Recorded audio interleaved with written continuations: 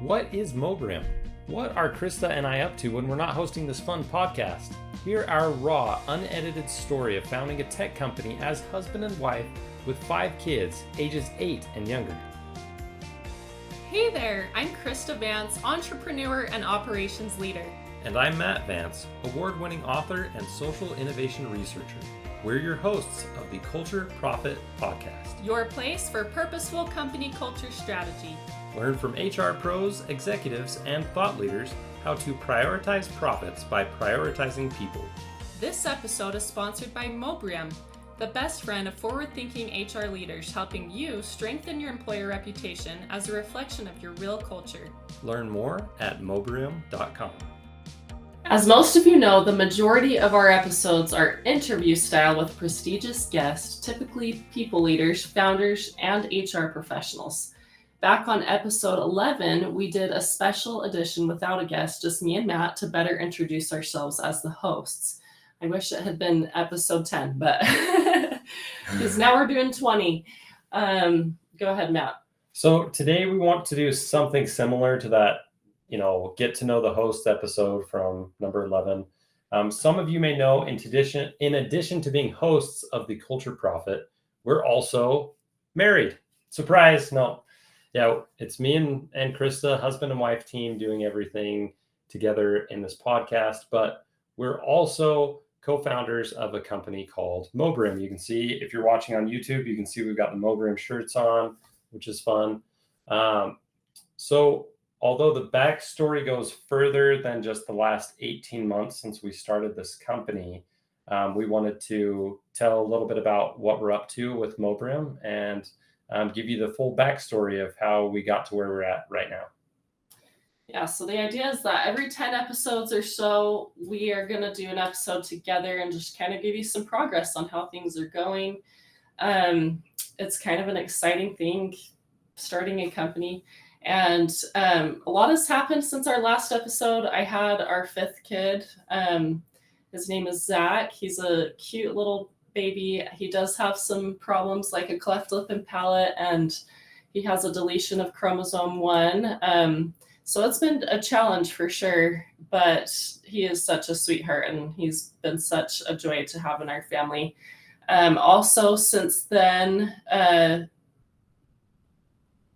we've definitely learned a lot about how to be a nurse in some situations. I mean, everybody who's listening who's a parent, there's a lot that comes with that territory.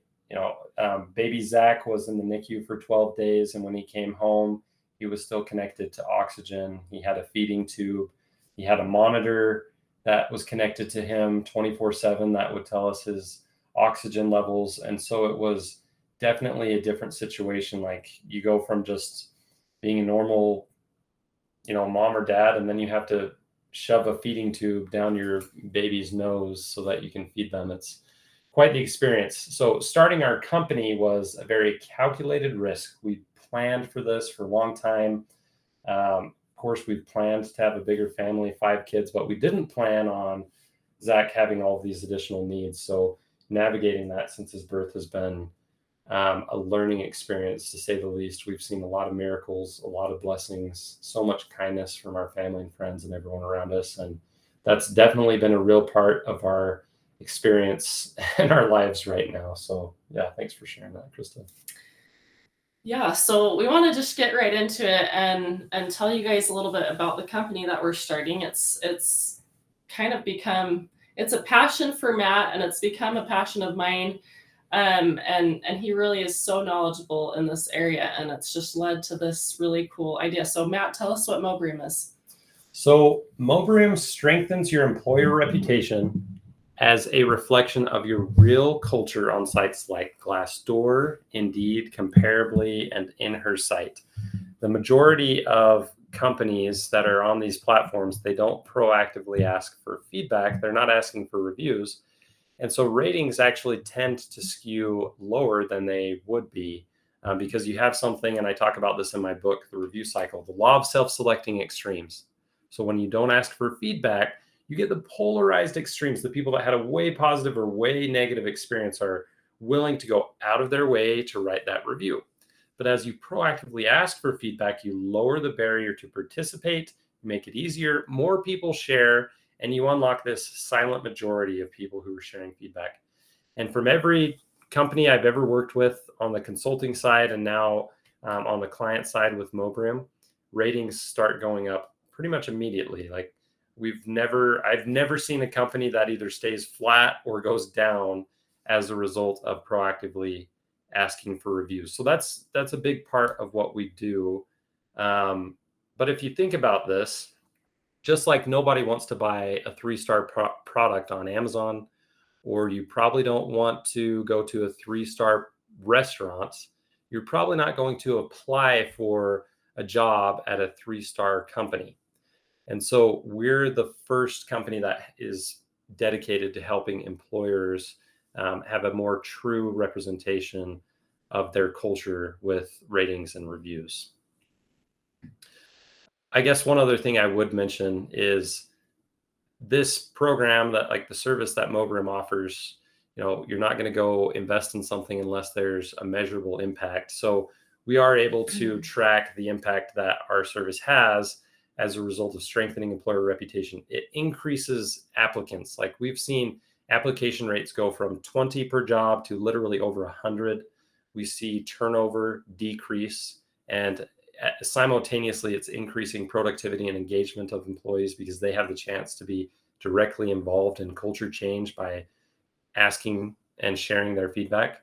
And then the less obvious thing that happens is strengthening your employer ratings on sites like Glassdoor and Indeed has an indirect positive influence on sales. It doesn't matter what industry you're in. Think about this. You can then pitch to a potential client or prospect or customer, consumer, how awesome your culture is and how much your employees love working for you. It's not really a foreign concept, right? To say, hey, we're a best place to work, so you should buy from us. But it's one thing to say that with just, a one-off award, but when you've got consistently positive ratings and reviews across many different employer review sites, it's undeniable. So there's that social proof. In all of our episodes, we've really focused on company culture, and we obviously feel very strongly about that companies should strive to have a good culture that makes employees feel engaged and excited to work there. But what's the good thing about having that from an ROI perspective if no one knows about how awesome your company is? And a lot of times, like Matt was saying, if you don't ask for reviews proactively, you tend to get those who are only unhappy with your company, even if you have a great culture.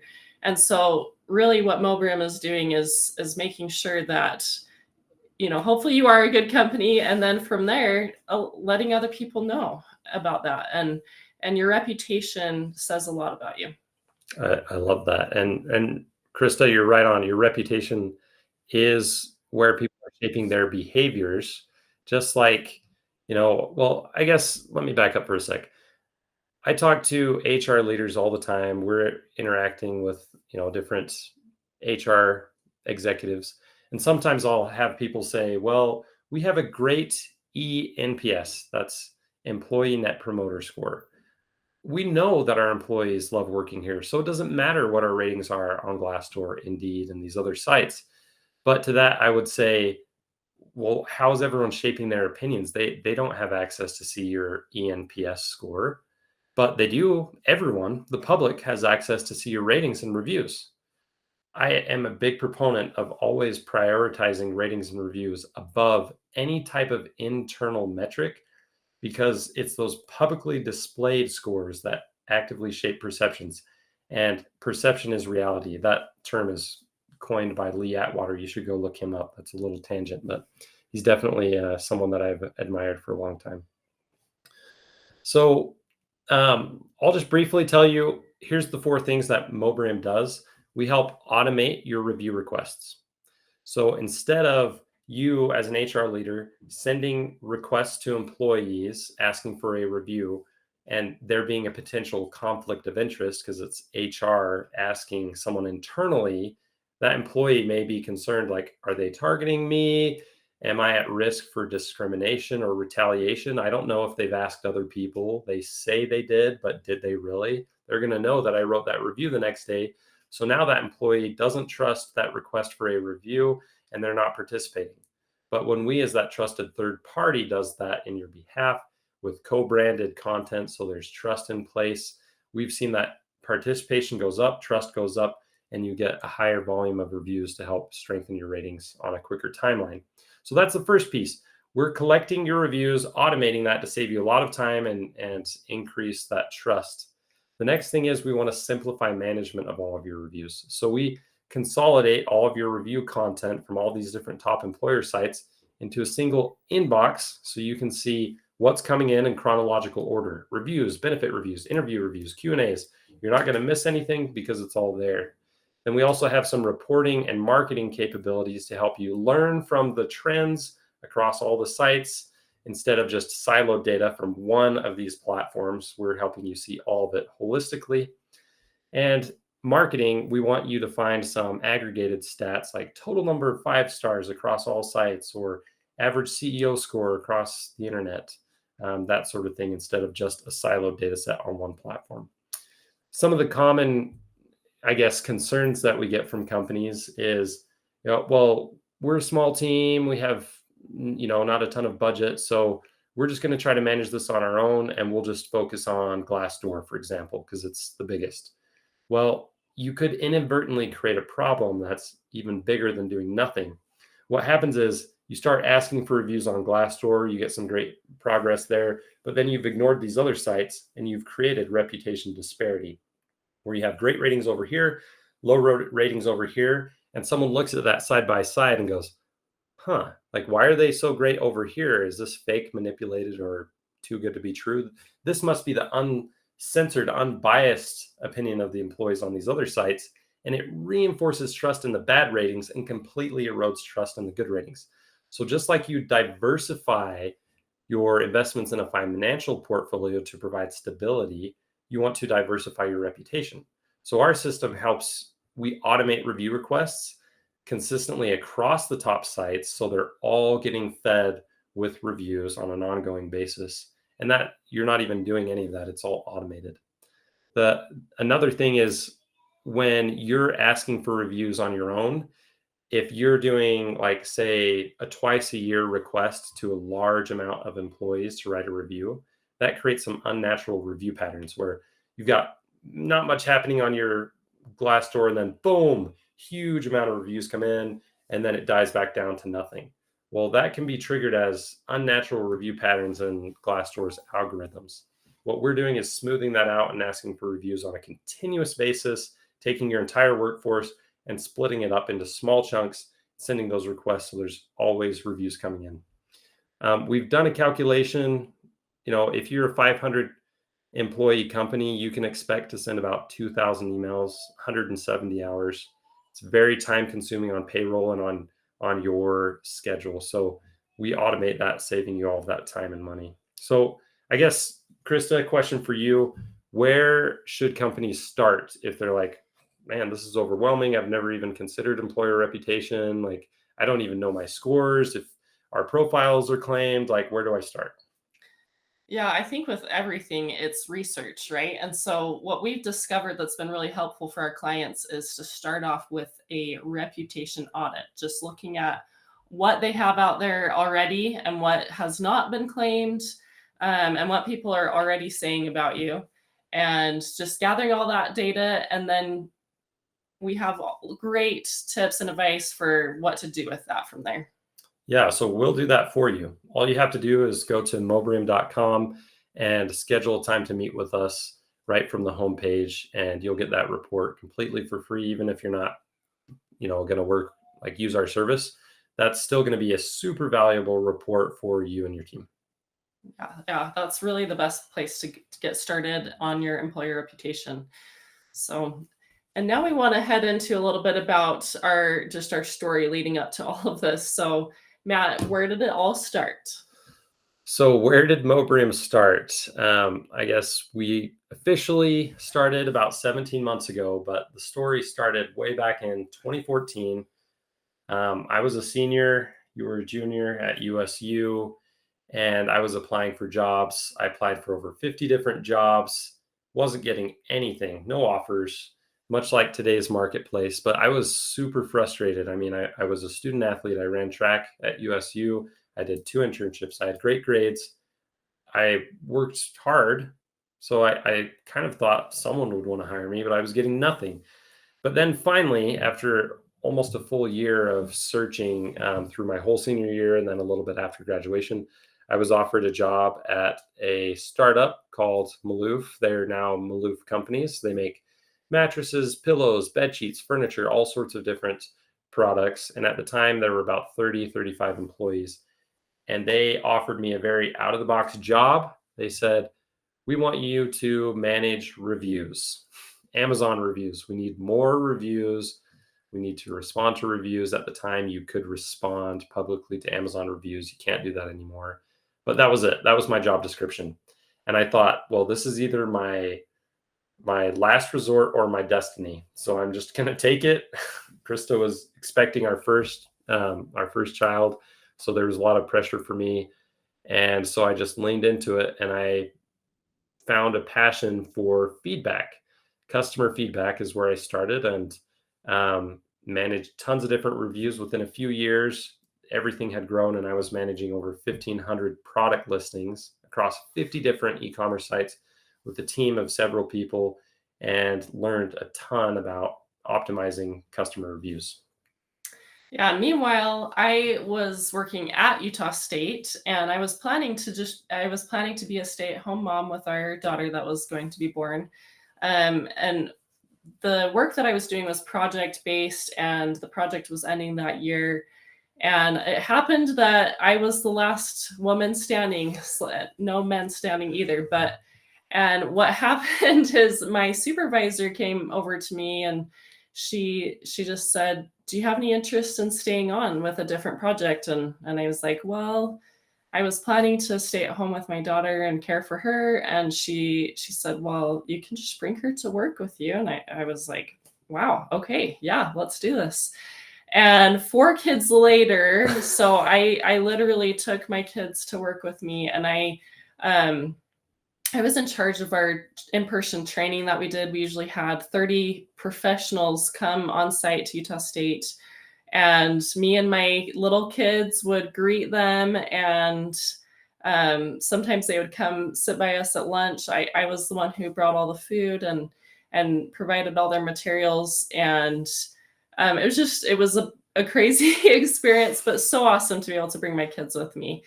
And yeah, 4 kids later, even through COVID and everything, it just started becoming a lot for me to balance the work that I was doing and for children. And because Matt was then working at a company called iFit, we felt like it was a good time for me to quit my job. So, And that kind of set us up. That set us up nicely for the next phase after that to start on Mobrium. But kind of backtracking to one thing. So in 2017, so I'd now been working at Maloof for 3 years. Krista was still working at USU. I had kind of gotten stuck with my progress managing reviews. There were some pretty big policy changes on Amazon that changed the way we operated. And I just was stuck. I was like, what do I do? Like, how are we going to overcome these different things? And it was 2016, October 3rd. That date is burned in my memory. That's when Amazon officially banned soliciting reviews, like free reviews. Give away a product, ask for a review. That was no longer allowed. So we had to figure out different ways to get more reviews, especially for new launches. And that takes us to a conversation. Yeah, we were just doing our typical drive after visiting our families, and Matt was really frustrated. He didn't know what to do. I mean, he went back to the research, tried to see if he could find anything to tell him how to move forward with this new change with Amazon. And he also has a very entrepreneurial spirit and always thinking of business ideas. And the two just kind of lined up in my mind. And I was like, you should be the one providing the information to everybody else, because I bet there are other people looking for research on this. And I knew how knowledgeable he was in this space after developing this for Maloof, and so I was like, you should write a book and see what you can find to put in there and use the knowledge you've already gained. Yeah, so that started as kind of like this small project of I'm just going to write what I learn and about managing reviews, getting more reviews, responding to reviews, different strategies. And I was thinking I could do this project in about a year. Well, it took 4.5 years. It was way more involved, or maybe I made it more involved. That's probably what you would Yeah, say. Matt never does anything halfway. It was very thorough, and I had a big role in it as well, doing the citations, which I will say that wasn't my favorite thing in college, but he didn't like it at all, and I was willing to do it. So I did the citations for the book and did a majority of the editing as well. So there was a lot of input on my side, but it's definitely Matt's book. It's his brainchild, and what happened is it kind of transitioned him in his role at Maloof, and maybe you can share a little bit more about that. Yeah, so at Maloof, I had proposed in 2016 that the leadership team would let me open a company profile on Glassdoor and comparably in a couple of the others. I said, well, me and my team are best equipped to handle employee reviews because we're also managing the customer reviews and we have a dialed in approach for that. And so I got the green light to do that. Fast forward to 2018, our strategies for optimizing customer reviews spilled over to the employee review space.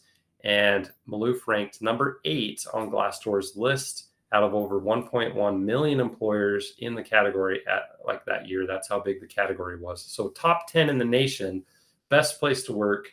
That's very similar. Becoming a best place to work with ratings and reviews is very similar to getting that number 1 category bestseller tag on Amazon or Wayfair or other sites like that. It's very similar, right? So we saw applications jump up. We saw engagement go up. We saw productivity and excitement and energy just boost. And over the next 2 years, we won 7 more national Best Place to Work awards, some on Comparably, some on In Her Site. We got an Inc. magazine Best Place to Work award, all for managing employee feedback. So I had very much proven, at least to myself, that I had become good at one thing, managing feedback, both on the customer and the employee side. So I realized that if I was going to make my book the highest quality it could be, that I needed to go to another organization, a large organization, where I could validate the principles that I had been developing. And so it wouldn't just be this one-hit wonder story of like, well, did you really do that? Or was it just because you were at this company? So I started proactively networking and ended up getting recruited to iFit, the parent company of Nordic Track and Proform. And they had me essentially do the exact same thing. They started me in the marketing department. Within about a little less than a year, I had established a team that was managing hundreds of product listings across all the different major e-commerce sites and brand profiles on Consumer Affairs, BBB, and there's some negative ones like Pissed Consumer and a whole bunch of others. We got all of that cleaned up, managed duplicate profiles cleaned up, and we'd increased the average star rating by 1.27 stars across dozens of key review platforms. And then iFit put me in a VP role over culture in the HR department to essentially do the same thing on the employee side.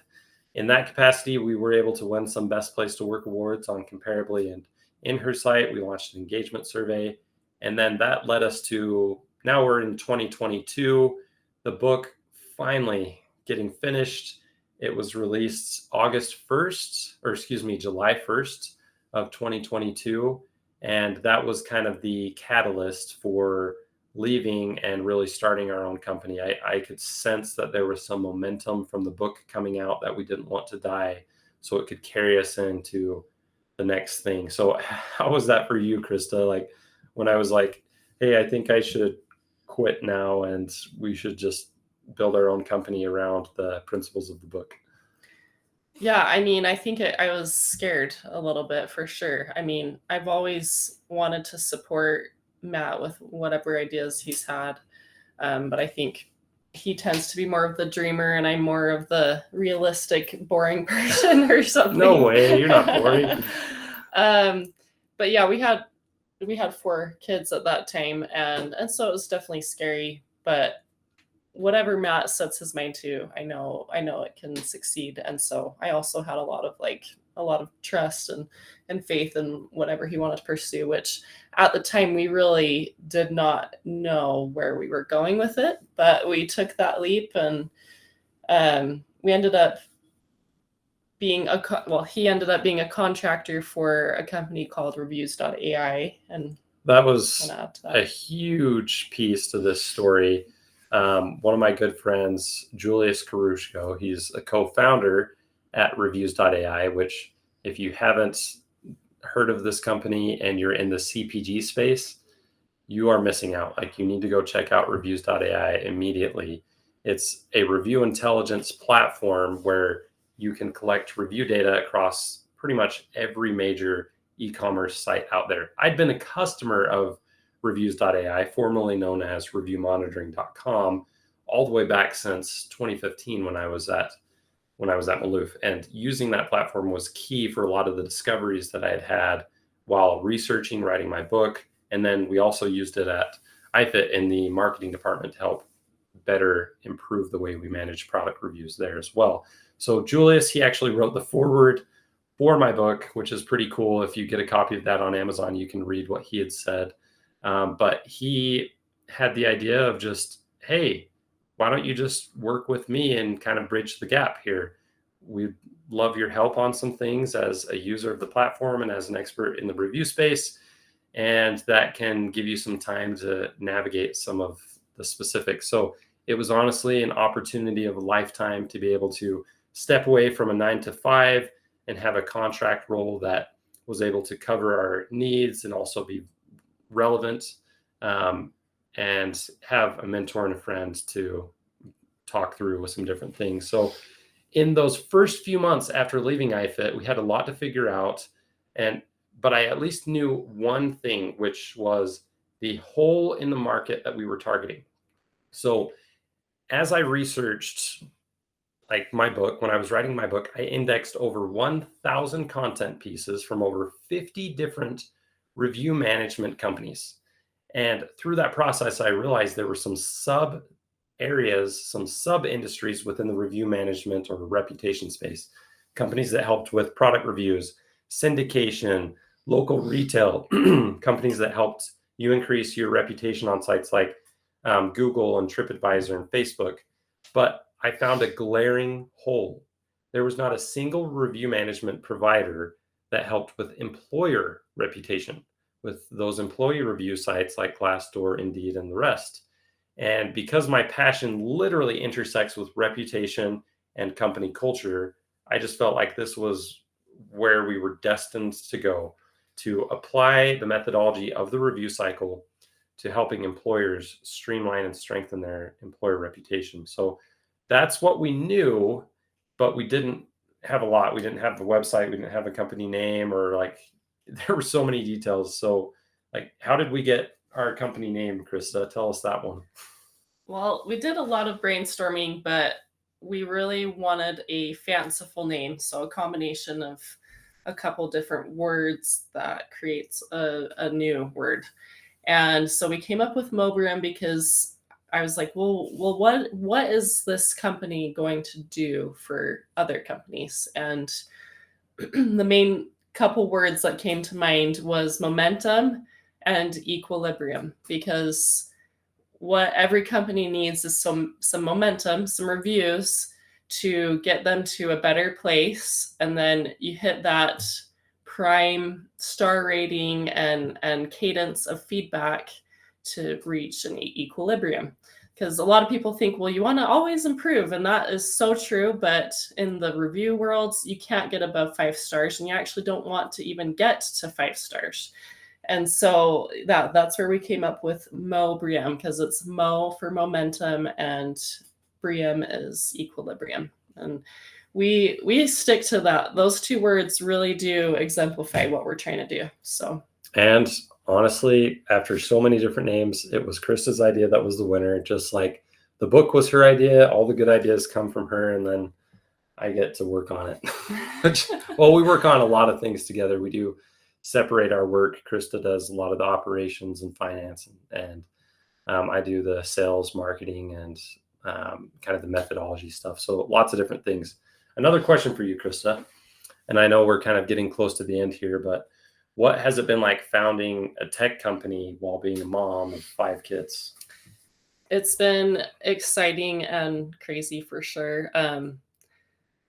Yeah, being a mom is my number one priority, just like it was when I was working for Utah State. I wanted to focus on being a mom, and that's honestly the best job that I could have.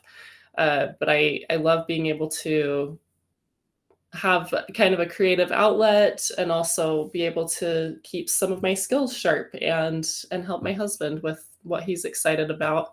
And so it's been really exciting to see the progress of the company. And there's been moments of a lot of anxiety and moments of, just some stress and uncertainty. And there's been a lot of really cool breakthrough moments and just seeing so much potential for this company. So That's awesome. And I would say you've been doing an amazing job balancing everything. It's a lot of different responsibilities, and I would echo what Krista said, that it's been, this incredible learning experience up to this point.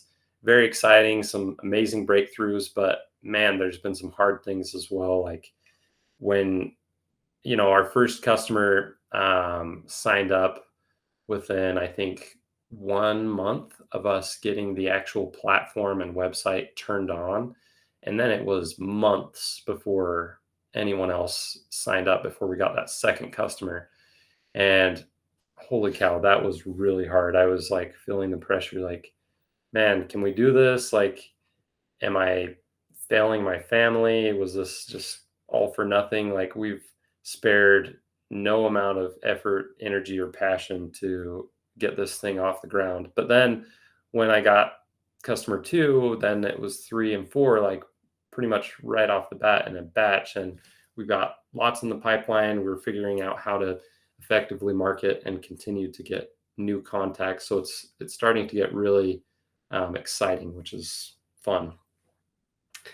yeah, and I would say that's been the focus is is not looking like too far down the road. Like we want to have goals, but just taking it a day at a time has been the reason we've been able to come this far, and focusing on staying balanced with our mental health and taking care of our kids and making sure that that role always comes first, and our relationship keeping that strong while with working together. I'm sure some of you have heard that having a husband and wife work together can be rough, but it's been a really cool experience. And that's not to say we've never had any disagreements about anything, but it's been a good experience working together and to see like what two people who care about each other and we both want each other to succeed, but we both have different perspectives, and bringing both of those to the table really creates some cool things. So, and we're also really grateful for all of our advisors. We've got an incredible, amazing group of individuals who've been willing to be official advisors for our board. Some team members who are just putting out some incredible work, helping us with the podcast, with marketing projects, with content, and it's been so fun. I do have to say there's been a lot of unexpected things, like different things that I would never in my wildest dreams have imagined I would experience or do. And one of them I would say was cutting Krista's hair. Yep. I was desperate for a haircut, and when you're kind of scrimping and saving and putting everything into the business, you do some desperate things. But for I me, literally cut a woman's hair. It's I cut not Krista's like, hair. I mean, I'm sure we could have managed to afford a $15 haircut. She insisted, or whatever, though, and I was very hesitant. But I was like, let's save that money. And it was late in the evening too, and I really wanted a haircut. And so he did it. He did a good job. So for all you COOs Not out this there, haircut. exactly, yeah, all you COOs out there who are saying, hey, we need to save a little money, like she's practicing what she preaches there. And like, I even pulled two different teeth from one of our kids who, She got those shark teeth behind, Yep. and so Pulled her it out. teeth weren't very, like, they were loose, but not maybe as loose as you might want to pull them. Yeah, kind of crazy. Avoid some big dentist bills. Health insurance as a self-employed person is tricky. So, And of course, we would have taken her to the dentist if there was, if it really needed it. But we were fortunate that her she tooth actually just didn't went really right want in to go to place. the dentist. She didn't want to go, and it worked She was out. pretty anxious. So I do have to say though, like now that we have customers using the platform and we start seeing those review requests coming out and reviews getting posted and ratings going up, like I believe in this process so much, and I've believed it for so many years. I've helped companies achieve these, results more on a manual basis. But now to see that we have a software platform that's automating a lot of those key pieces and that it's actually working, like our very first client has already seen a 0.8 star increase on their rating on Indeed. We had another one that signed up, and within the first 2 weeks, they were a large enough company that the volume of reviews coming in, they got a 0.1 star increase in the first 2 weeks, which was pretty cool to see. We're helping companies hit that eligibility for Best Place to Work awards on Glassdoor, Comparably, in her site, dozens of awards split across these different platforms.